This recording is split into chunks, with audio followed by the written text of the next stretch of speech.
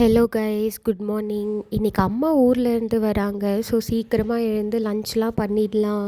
போய் ரயில்வே ஸ்டேஷனில் பிக்கப் பண்ணிவிட்டு அதுக்கப்புறம் வந்து சாப்பிட கரெக்டாக இருக்கும்.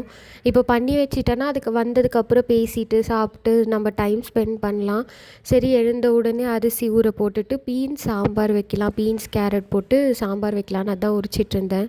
பருப்புலாம் ஊற போட்டுட்டு அதுக்கப்புறம் கோஸ் பொரியல் பண்ணலாம் கூட்டு மாதிரின்னு சொல்லி அதுவும் ப்ரிப்பேர் பண்ணிகிட்ருந்தேன் கட் பண்ணிவிட்டு.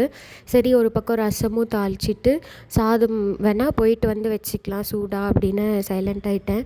நான் என்ன பண்ணேன், கோஸ் கூட்டு வைக்கலான்னு எடுத்ததுக்கப்புறம் பருப்பு கோஸும் ஒன்றா போட்டுட்டேன். கோஸ் நல்லா வெந்துருச்சு, பருப்பு மட்டும் சரியாக வேகலை. சரி, அது வேறு ஒரு தனி வேலை ஆயிடுச்சு. எடுத்து கோஸும் பருப்பும் தனியாக பிரித்து திரும்ப இன்னொரு விசில் போட்டு பருப்பு செஞ்சுட்டேன்.